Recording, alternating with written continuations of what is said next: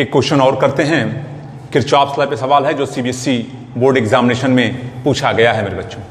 तो इस क्वेश्चन को करना है। इसमें I1, I2 और I3 क्वेश्चन पेपर में ऐसे ही दिया था। इसको कैसे सॉल्व करेंगे तो थोड़ा सा नाम लिख लेते हैं। ये हो गया A, ये B मान लिया, ये C, D, E और F। अब अगर आप यहां पर देखो तो इस F जंक्शन पर ये करंट I1 है ऐसे, और ये I2, और यहां पर ये I3 आ रही है। इसका मतलब I3 आ रही है, I1 I2 जा रहा है। तो पहले रूल से हम क्या लिख सकते हैं, यहां पर लिख देते हैं I1 plus I2 is equal to I3। आप समझ गए होंगे ये इक्वेशन फर्स्ट मैंने कैसे लिखा है, समझ गए होंगे कैसे। ये I1 I2 जंक्शन से जाने वाली करंट और I3 आने वाली, तो जाने वाली करंट का सम इज इक्वल टू आने वाली सम का। अब हम थोड़ा ध्यान से देखते हैं। अब हम लूप रूल को फॉलो करते हैं। तो कोई एक लूप ले लेते हैं, A B C F A, ये मैंने ले लिया। थोड़ा ध्यान से देखेंगे, ये I2 है और इधर से ये I1 आई होगी। अब थोड़ा ध्यान से देखेंगे तो कौन सा loop, A B C F A। तो हम A से B की तरफ बढ़ना है, तो स्टार्टिंग पॉइंट A, तो इसको मेरे बच्चों मैंने VA लिखा। फिर से ध्यान से समझेंगे, VA आगे बढ़े तो पॉजिटिव टर्मिनल, तो ये नेगेटिव लिखा जाएगा -4। आगे बढ़े करंट के अपोजिट डायरेक्शन में तो ये +2, और ये मेरे बच्चों I3 जो है इसकी जगह हम डायरेक्ट लिख देते हैं I1 प्लस I2। और आगे बढ़े, B से C कुछ नहीं मिला, फिर C से जब आगे बढ़े तो फिर +3I2। आगे बढ़े नेगेटिव टर्मिनल तो +1। कहां पहुंचने वाले हैं, F, और F से होते हुए कहां, A। कुछ नहीं है यहां पर, तो अपने लास्ट पॉइंट पर मंजिल से पहले इज इक्वल टू लगाया, VA लिखा, कैंसिल हुआ, -4 + 2I1 + 2I2 + 3I2 + 1 is equal to 0। थोड़ा ध्यान से सॉल्व करते हैं। तो 2I1 केवल मिला यहां पर 2I1, 2I2 + 3I2 मिलकर के 5I2, -4 + 1 उधर जाएगा तो 3। ये इक्वेशन नंबर 1 हो गया। अब हम दूसरा लूप लेते हैं। कौन सा लूप लेंगे, लूप ऊपर वाला ले लेते हैं। तो F जैसे मन करे आप ले सकते हैं, F E D C F। अब यहां पर ध्यान देंगे, F E D C F में शुरुआत हम V, ये हो गया F। आगे बढ़े E की तरफ तो कुछ नहीं मिला, E से D की तरफ जा रहे हैं तो पॉजिटिव टर्मिनल, तो -2। आगे बढ़े करंट के डायरेक्शन में तो -4 I1। आगे बढ़े तो देखो ये बच्चों I2 मिल गया, I2 मिला तो +3I2 नेगेटिव प्लेट, तो +1 F पर फिर पहुंच गए तो ये कैंसिल हो गया। अब ध्यान से देखेंगे, -4I1 + 3I2, और ये उधर चला गया तो -2 + 1 -1 होगा, उधर जाएगा तो 1। तो एक इक्वेशन आपका ये मिल गया सेकेंड, और ये मिल गया आपका फर्स्ट। तो थोड़ा सॉल्व करते हैं। अगर आप देखें फर्स्ट में हम 2 से मल्टीप्लाई कर दें और उसके बाद इसको जोड़ दें तो I1 कैंसिल हो जाएगा। तो मैथमेटिकल ऑपरेशन हम लोग क्या करेंगे मेरे बच्चों, 2 इक्वेशन 1 में मल्टीप्लाई किया, देन एडिंग सेकेंड। तो मल्टीप्लाई करेंगे तो 4I1 + 10I2 और इज इक्वल टू आपका हो गया मेरे बच्चों 6। और यहां पर ऐसे ही -4I1 + 3I2 is equal to 1। Add किया 13 I2 बराबर हो गया 7, तो I2 बराबर मेरे बच्चों 7/13 एम्पियर। ये आपका I2 हो गया। और जब I2 हो जाएगा तो किसी एक इक्वेशन में पुट कर दीजिए। हम फर्स्ट में पुट कर देते हैं। फ्रॉम फर्स्ट 2I1 + 5 और I2 की जगह 7/13 पुट कर दिया बराबर 3, तो 2I1 बराबर 3 - 35/13 और ये हो गया 4/13, तो I1 मेरे बच्चों 2/13 एम्पियर। अब ये देखिए, एक तो I2 आपका आ गया, I1 आ गया, तो लगे हाथ I3 क्या होता है। इक्वेशन फर्स्ट पर ध्यान दें तो I1 + I2 = I3, तो I1 + I2 = ध्यान देंगे I1 हो गया आपका 2/13 प्लस 7/13 और यहां पर ध्यान देंगे तो 9/13 एम्पियर। तो ये I3 मेरे बच्चों आ गया। तो इस तरीके से इस क्वेश्चन में I1, I2 और I3 कैसे कैलकुलेट करना है ये मैंने आपको सिखाया। तो उम्मीद है कि किरचॉफ्स लॉ के न्यूमेरिकल्स आपको समझ में आ रहे होंगे और एक बार रिवीजन आप जरूर कर लें। अब हम आगे कुछ और न्यूमेरिकल्स करते हैं। अब इस क्वेश्चन को ध्यान देते हैं, ये भी आपके CBSE बोर्ड एग्जामिनेशन में पूछा गया है। इसमें हर एक ब्रांच में करंट पूछी गई है। करंट का डिस्ट्रीब्यूशन नहीं दिया है तो फिर हम अपने से ही करंट मानेंगे। अगर अपने से करंट मानेंगे तो किससे लेंगे? सबसे बड़े वोल्ट वाली बैटरी से। ये पहले ही मैंने बताया। तो सबसे बड़ा वोल्ट कौन है? 10 वोल्ट। यहां से करंट निकला मेरे बच्चों ये I। अब ये करंट I निकला तो ऊपर चला गया आपका I1 और नीचे आ गया I - I1। थोड़ा ध्यान देंगे। अब यहां से ये I1 हुआ तो ये I1 जब यहां पहुंचेगा तो दो रास्ते। अब यहां दे दो आप I2, बची हुई करंट ये लेकर के गया कितना? I1 - I2। इधर से आपका I1 - I2 आ रहा है, इधर से I - I1 आ रहा है। जब इसमें सम करोगे मेरे बच्चों तो ये +I1 - I1 से कैंसिल और इधर करंट जाएगी I - I2। फिर से देखना मेरे बच्चों, I - I1 इधर से आया, I1 - I2 इधर से आया तो -I1 +I1 से कैंसिल, तो ये होगा। और इधर से मेरे बच्चों I2 आ रहा है तो ये I2 और ये -I2 एक दूसरे को कैंसिल कर देगा, तो इधर जो करंट जाएगी वो मेरे बच्चों I जाएगी। ये ध्यान देना। तो ये करंट डिस्ट्रीब्यूशन था। मैं एक बार फिर आपको समझा देता हूं। करंट I निकला, इसमें से I1 ऊपर चला गया, I - I1 इधर आ गया। अब I1 यहां गया तो मैंने यहां इसको दो भागों में डिस्ट्रीब्यूट कर लिया। इधर मैंने I2 दे दिया, बची हुई करंट इधर। अब ये करंट इधर से आ रही है, ये करंट इधर से। अब आप कहोगे नहीं सर ये इधर जाए, ऐसा नहीं है, इधर नहीं जाएगी। इसको कहां जाना है? यहां से निकली हुई करंट कहां जाना चाहेगी? Negative plate. तो इतना घूम के बताओ क्यों जाएगी?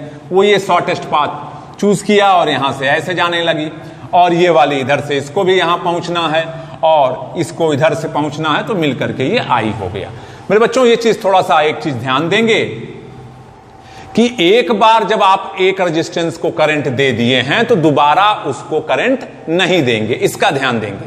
और एक चीज का ध्यान देंगे, जब हम लूप से इक्वेशन बनाते हैं तो जब भी लूप में घूमे तो कम से कम एक सेल या तो एक रेजिस्टेंस नया हो, यानी वो पहले काउंट ना किया गया हो, नहीं तो फिर घूम करके वही इक्वेशन आ जाएगा। तो लूप में बनाते समय ध्यान रखिएगा कि कम से कम आपको एक रेजिस्टेंस या तो एक बैटरी या सेल ही आपको मिल जाए। तो ऐसा करते हैं। तो इस तरीके से करंट डिस्ट्रीब्यूट किया। अब हम इक्वेशन बनाते हैं मेरे बच्चों। थोड़ा बड़ा क्वेश्चन है ये, इसलिए पेशेंस रखेंगे हमारे साथ आप भी। ए से शुरू करते हैं, ABCA। मैंने एक लूप ये लिया, कौन सा मेरे बच्चों? ABCA। अब देखो ध्यान से, अगर ए बी सी ए लोगे तो ये हो गया वी ए से बी की तरफ बढ़ना है करंट के डायरेक्शन में, -4I1, आगे बढ़े करंट के डायरेक्शन में -2I2, आगे बढ़े सी से आगे बढ़ रहे हैं करंट के डायरेक्शन में -I मेरे बच्चों, और नेगेटिव प्लेट है तो +10, कहां पहुंचने वाले हैं ए पर, तो ये हो गया VA cancel, -4I1 -2I2 -I is equal to -10, इधर चला गया मेरे बच्चों, इक्वेशन 1 हो गया। अब दूसरा हम लेते हैं, क्या कौन सा लूप लेंगे मेरे बच्चों?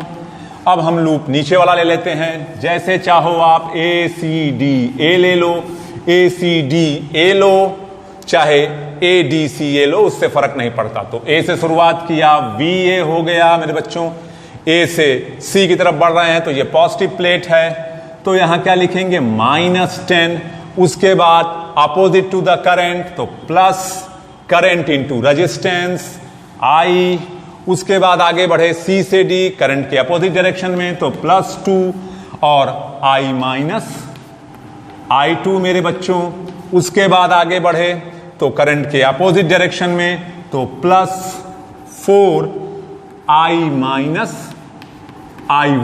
और कहां पहुंचने वाले हैं ए पर, तो ये हो गया VA कैंसिल मेरे बच्चों, तो -10 +I +2I -2I2 +4I -4I1 is equal to 0। अब थोड़ा सा सिंप्लीफाई कर लेते हैं, तो I1 खोजिए कहां पर है, तो ये देखिए -4I1 आपका मिला, I2 देखिए तो ये आपका मिला -2I2 मिला, और I देखिए तो I और I 4 2 6 and 7 +7I is equal to उधर चला गया आपका, तो ये मेरे बच्चों 10 हो गया इक्वेशन सेकंड। तो एक इक्वेशन तो मेरे बच्चों ये मिला और एक इक्वेशन आपको ये मिला। अब थोड़ा सा ध्यान देंगे, एक लूप हम और लेते हैं। कौन सा लूप लेंगे बच्चों? हम ले लेते हैं BED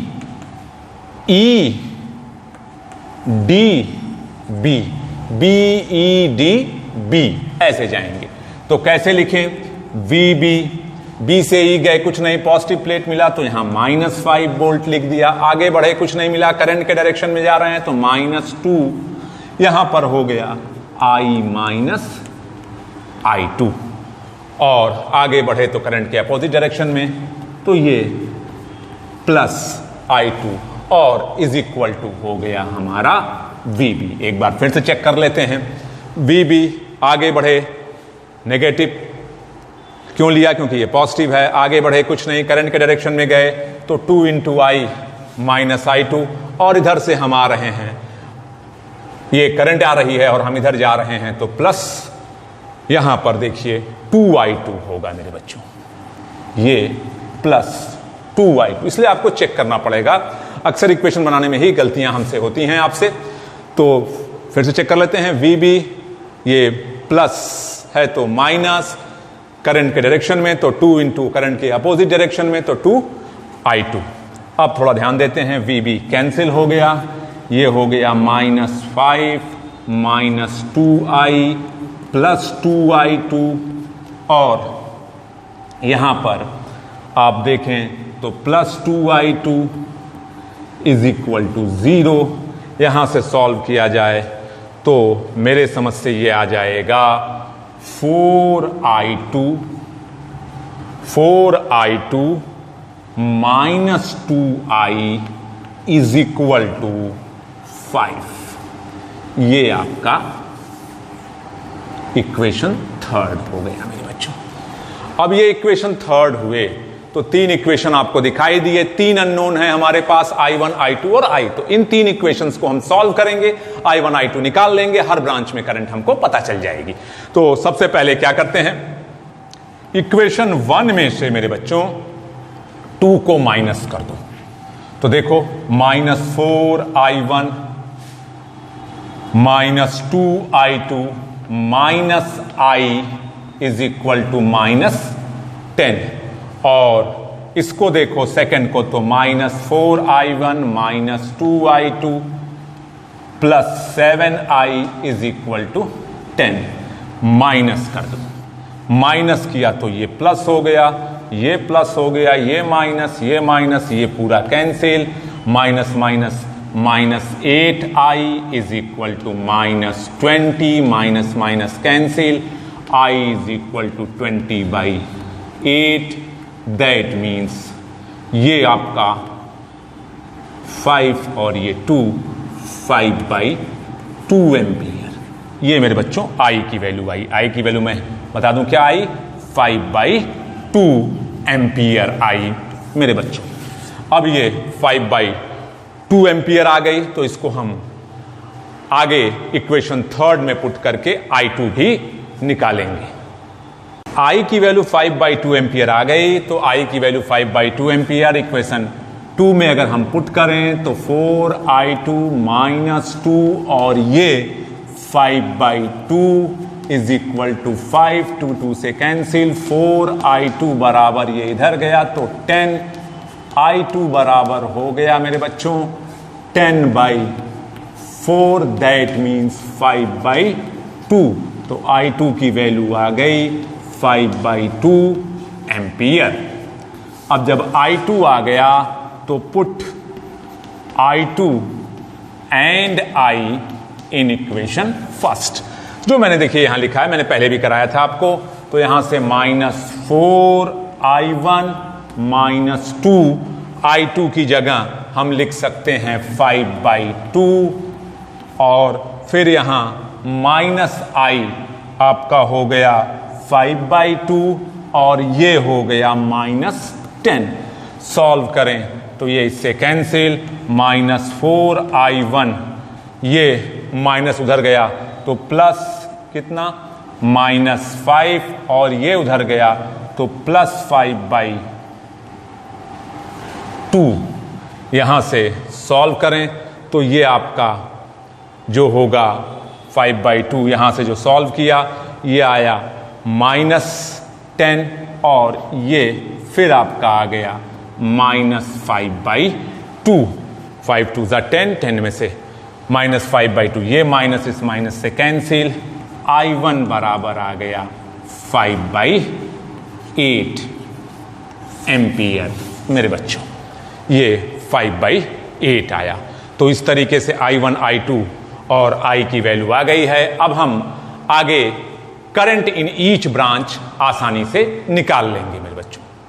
तो बच्चों अब i1 i2 मालूम चल गया तो अब हम करंट इन ईच ब्रांच सीखते हैं कैसे निकालना है। बहुत ही सिंपल, करंट इन कौन सी ब्रांच, पहले हम ए बी ब्रांच ले लेते हैं। ए बी में अगर आप देखें तो i1 है तो 5/8 एम्पियर हो गया। और करंट इन आप उसके बाद BC ब्रांच देख सकते हैं तो BC ब्रांच में आपका i2 है और i2 की वैल्यू आपने निकाला 5/2 एम्पियर। और उसके बाद अगर आप देखें तो करंट इन CD ब्रांच जो होगी मेरे बच्चों वो i-i2 है तो i-i2 i की वैल्यू 5/2 और i2 की वैल्यू भी 5/2। इसका मतलब इसमें कोई करंट नहीं है।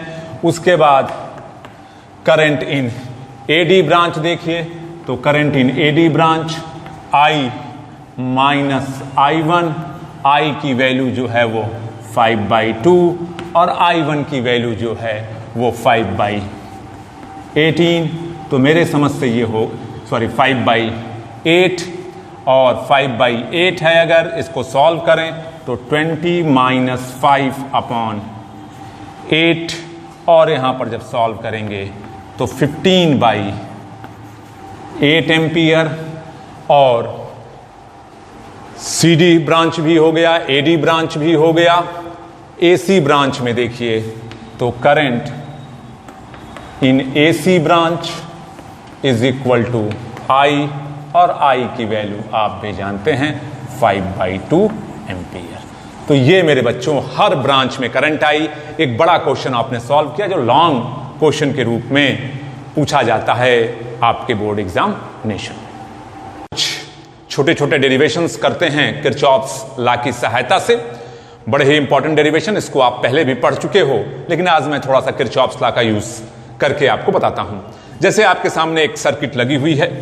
इस सर्किट में देखिए तो एक सेल है जिसका ईएमएफ ई है, इसका इंटरनल रेजिस्टेंस स्मॉल आर है और एक्सटर्नल रेजिस्टेंस कैपिटल आर है।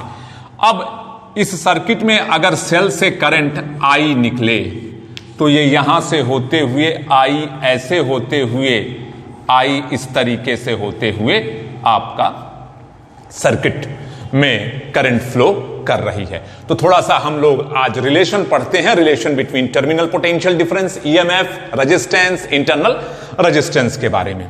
तो सबसे पहले हम एक लूप लेते हैं और किरचॉफ्स का लॉ लगाते हैं। Loop A B C D A. थोड़ा ध्यान देंगे, मैंने कई सारे वीडियोस में अपने किरचॉफ्स लॉ पर न्यूमेरिकल्स भी कराए हैं, तो आप किरचॉफ्स लॉ लगाना जानते होंगे। तो थोड़ा एक बार फिर से सीखते हैं।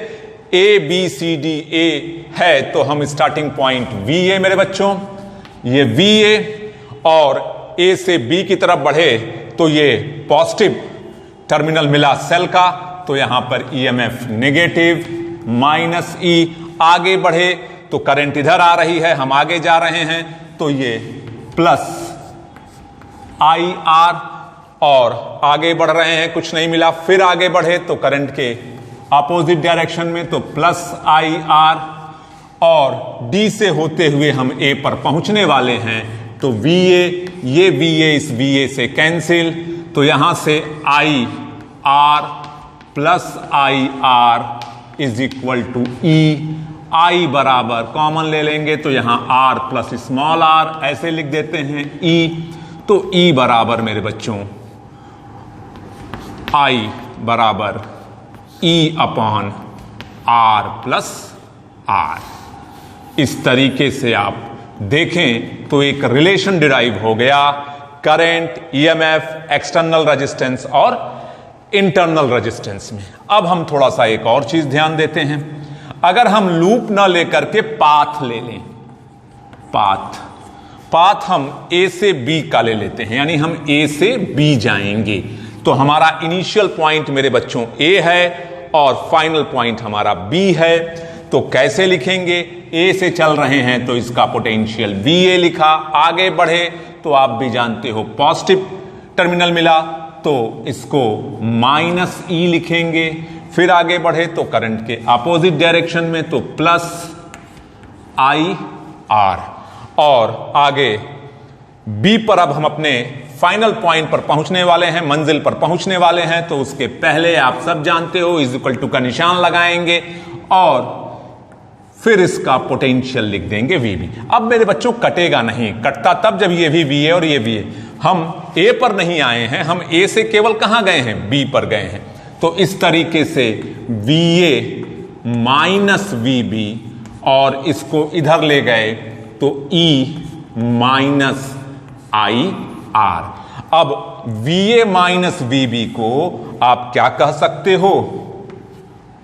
टर्मिनल पोटेंशियल डिफरेंस, जिसको हम किससे डिनोट करते हैं? V से। तो यहां पर मेरे बच्चों V बराबर E माइनस आई आर। ये दो डेरिवेशन हमको और आपको प्राप्त हुए। ये current, EMF, external resistance, internal resistance, terminal potential difference, EMF, current और इंटरनल रेजिस्टेंस। तो किरचॉफ की सहायता से बड़े ही आसान तरीके से आप इसको डिराइव कर सकते हैं। ये relation between terminal potential difference, EMF, resistance and internal resistance था। अब हम लोग कुछ नोट्स की बातें इस पर करते हैं। तो बच्चों आइए एक नोट पर ध्यान देते हैं। यहां सेल के पॉजिटिव टर्मिनल से करंट ड्रॉन हो रही है तो ये डिस्चार्जिंग का केस होता है, और इस केस में जो टर्मिनल पोटेंशियल डिफरेंस होता है मेरे बच्चों वो E माइनस आई आर होता है। तो आप इसको इस तरह से लिखते हो E माइनस आई आर। लेकिन अगर कहीं फिगर में आपको पॉजिटिव टर्मिनल पर करंट जाती हुई दिखाई दे तो इसका मतलब ये चार्जिंग का केस होता है और यहां पर पोटेंशियल डिफरेंस जो होगा VA माइनस VB बराबर E प्लस आई आर, ये ध्यान देंगे। और ये टर्मिनल पोटेंशियल डिफरेंस तो V बराबर E प्लस आई आर। तो एक चीज आप ध्यान दीजिएगा, जब सेल से करंट ड्रॉन हो रही होगी तो उस समय जो होता है वो टर्मिनल वोल्टेज कम होता है किससे? ईएमएफ ऑफ द सेल से। लेकिन जिस समय चार्जिंग का केस होता है उस समय टर्मिनल पोटेंशियल बड़ा होता है ई से। और तीसरा केस जब ओपन सर्किट हो, जब ओपन सर्किट हो इसका मतलब सर्किट में कोई करंट फ्लो नहीं कर रही होती है तो उस समय E is equal to V। तो ये तीनों कंडीशन आपको मैंने बताया। टर्मिनल पोटेंशियल ईएमएफ से कब छोटा होता है? डिस्चार्जिंग के केस में बैटरी से या सेल से करंट ड्रॉन होती है, और जब हम सेल या बैटरी को करंट देते हैं यानी चार्ज करते हैं तो उस समय टर्मिनल पोटेंशियल डिफरेंस ईएमएफ से ज्यादा हो जाता है। और ओपन सर्किट में टर्मिनल पोटेंशियल डिफरेंस और ईएमएफ बराबर होता है। ओपन सर्किट का मतलब करंट क्या है सर्किट में? जीरो। तो उम्मीद है कि ये नोट भी आपको हेल्प करेगा न्यूमेरिकल्स लगाने में।